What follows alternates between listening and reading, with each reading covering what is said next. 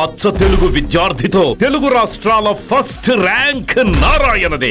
మాకు 30వ తారీఖు 5/4/2026 పాత సింగరాయకొండ ఊరి చివర ఉన్న బావిలో అన్ఐడెంటిఫైడ్ డెడ్ బాడీ సంబంధించి మేము 69/26 కేసు ఒకటి కట్టడం జరిగింది.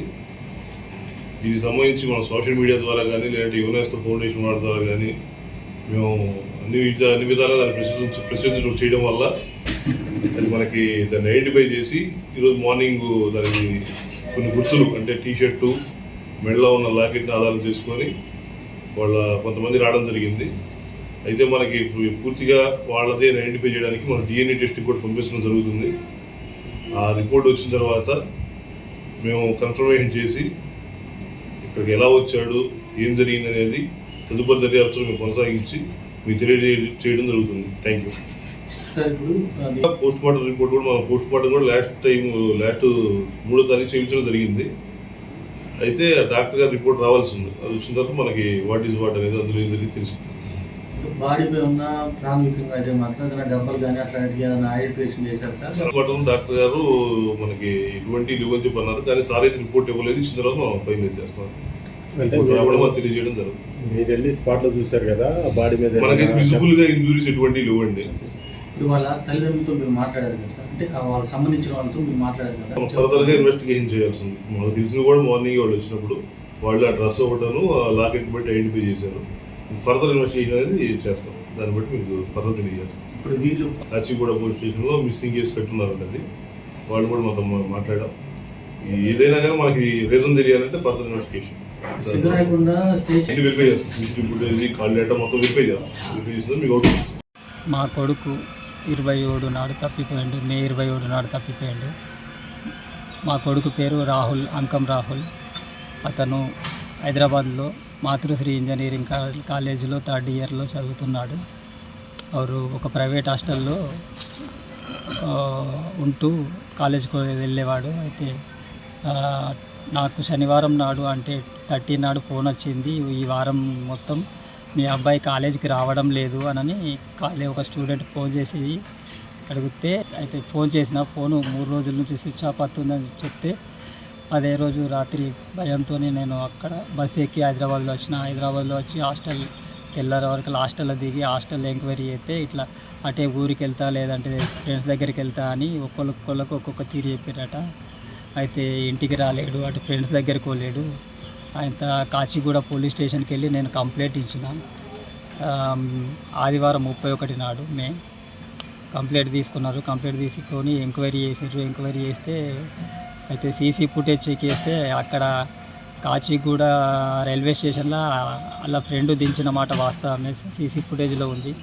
ఆ తర్వాత కాచిగూడ రైల్వే స్టేషన్ ఎక్కి మన లోకల్ ట్రైన్ ఎక్కి సికింద్రాబాద్లో దిగిందట. సికింద్రాబాద్లో శబరి పోయే ట్రైన్ ఎక్కిడు. శబరి పోయే ట్రైను అదే 27 నాడు శబరి పోయే ట్రైన్ ఎక్కి దిగిండు. ఆ తర్వాత మాకు అక్కడ కాచిగూడ పోలీస్ స్టేషన్ నుంచి ఇన్ఫర్మేషన్ ఏమీ లేదు. అదే లాస్ట్. మేము కంప్లీట్ చేసింది 31 నాడు. ఇవాళ నిన్నటి వరకు, నిన్న అంటే దాదాపు 10-11 రోజులు అవుతుంది. ఇంతవరకు CDR రాలేదనే చెప్పుకుంటూ వస్తున్నారు వాళ్ళు. సీసీ ఫుటేజ్ మాత్రం చెక్ చేస్తున్నాము. అక్కడ కొంతమంది హయత్ నగర్లో ఉన్నారు, కొంతమంది ఎయిర్పోర్ట్ దగ్గర కనబడ్డారని చెప్పిన కొద్దీ అక్కడికి వెళ్ళి చూసుకుంటూ వస్తున్నాము. నేను, మా బృందం, మా ఫ్రెండ్స్ ఉన్నారు ఒక 5-6 అందరు బండ్ల మీద పోయి అదొక ఏరియాలో ఇదొక ఏరియాలో లెంకుంటూనే ఉన్నాం మొన్న నుంచి. అయినా కానీ దొరకలేడు. అయితే మా ఊరోళ్ళు రోజు స్టేటస్లు పెట్టుడు ఫేస్బుక్లలో, ఇన్స్టాగ్రామ్లో ఈ అబ్బాయి కనబడడం లేదు, ఈ అబ్బాయి మిస్ అయ్యాడని చెప్పి రోజు స్టేటస్లు పెట్టి అది వైరల్ అయ్యి నిన్న అయితే ఇక్కడ ఒక సింగరాయకొండ నుంచి ఒక చారిటీ అతను ఒక ఫోటో పంపిండు. మీ అబ్బాయికి టాలీ అవుతుంది, టీషర్ట్ అలాగే ఉంది, మరి ఈ అబ్బాయి ఇట్లా నూతిలో పడి చనిపోయారు మొన్న 31 నాడు తీసి అంతిమక్రియలు చేసినామని చెప్పిండ్రు.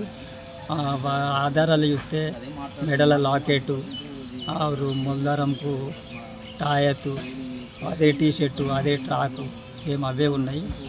ఇక ఆ తర్వాత పోలీస్ స్టేషన్ ఇక్కడ మాకు తెలిసిన తర్వాత అయితే బస్ ఎక్కి నేను ఇక్కడ ఒంగోలు దిగి సింగరాయకొండకి వచ్చిన ఈరోజు వచ్చి పోలీస్ స్టేషన్లో కలిసి చూస్తే అవన్నీ నిజమే ఉన్నాయి, కరెక్టే. అయితే సార్ ఇక్కడ ఏమంటున్నారంటే సైడ్ చేసుకున్నట్టున్నాడు. నడుముకు బండ కట్టుకొని దుంకిండు. బండనేమో ఇక్కడ నూతి చూసినాం. నూతి ఒక కాడు ఉంది, బండ కనీసం ఒక 300-400 అడుగుల దూరంలో బండ ఉంది, తాడు ఒక కాడు ఉంది. మళ్ళా ఈ సింగరాయకొండ రైల్వే స్టేషన్ నుంచి దిగిన తర్వాత 3 కిలోమీటర్ల దూరంలో బావి ఉంది. అంటే అది ఒక మూలకు ఒక కొనాకు ఉంది. అది ఆ బావి ఉందని ఈ ఊళ్ళకే తెలియదు, ఊరి వాళ్ళకే తెలియదట. మరి మా బాబుకి ఎట్లా తెలిసింది? అసలు ఇదంతా చూస్తే నాకేదో మిస్టరీ అని అనిపిస్తుంది, అనుమానం అనిపిస్తుంది. దయచేసి పోలీసులు కానీ రాజకీయ నాయకులు కానీ ఎవరైనా కానీ జర మాకు న్యాయం చేయించి మా కొడుకు ఎట్లా చచ్చిపోయిండు, ఏం కథ, ఏం లెక్క, మా కొడుకు మీద ఏదైనా కుట్ర జరిగిందా, జర అందరికీ శిరస్సు నమస్కారం. బాబు చేసుకున్నాడు. మాది బాడీకి గాయాలు ఏమీ లేవంటే దాదాపు చేసుకున్నాయి. ఇంకా పూర్తి రిపోర్టు ఏది మన దీన్ని హాస్పిటల్ నుండి ఆ పోస్ట్ మార్టం రిపోర్టు రావాల్సి ఉంది, ఇంకా పూర్తి రిపోర్ట్ రావాల్సి ఉంది అని వాళ్ళు సిఐఎస్ఐ గారు అన్నారు. నాకు మాత్రం ఇది అనిపించలేదు. ఎందుకనంటే చచ్చిపోయేటుంటే అక్కడనే ఎక్కడన్నా హైదరాబాద్లో దుంకి చచ్చిపోతుండే, లేదనంటే ఎక్కడన్నా రైలు కింద పడి చచ్చిపోతుండే. ఈ సింగరాయకొండలో దిగి ఈ మూలం ఇది ఒక అడవి లెక్క ఉంది, ఇటు కొనాకు ఇక్కడికి వచ్చి ఆ నూతి ఊరోళ్ళకి కూడా తెలియదట. అసలుంటిది ఇక్కడికి వచ్చి చచ్చిపోయినారంటే ఇది ఖచ్చితంగా ఏదో మిస్టరీ ఉంది. దయచేసి అందరూ సహకరించాలి. మీరు నా కొడుకు ఎందుకు వాళ్ళు ట్రాకుల్లో పడ్డట్టు, లేదంటే వాళ్ళు మాయ వేసి ఇక్కడికి రమ్మన్నారు. హైదరాబాద్లో అక్కడ ఎవరు లేరు, అక్కడ ఒక్కడే ఎక్కిండు. అదే బనీను, అదే ప్యాంటు, చేతిలో ఒక కవర్ ఉంది. మరి ఇప్పుడు సింగరాయకొండ అదే ట్రైన్లో దిగినప్పుడు ఇక్కడ ఏమన్నా దొరికిందా? అయితే ఇక్కడ పోలీసు వాళ్ళు ఏమంటున్నారని అంటే ఇది ఒక వారం రోజుల కంటే ఎక్కడ రికార్డు కాదు, ఆల్రెడీ వారం అయిపోతుంది కదా, ఇక్కడ సీసీ ఫుటేజ్ ఉండదని అయితే వాళ్ళు ఒకసారి అన్నారు. ఇంకా పూర్తిగా నేను కలవలేను, ఖాళీ ఇటు చూసేటందుకు ఇటు వచ్చిన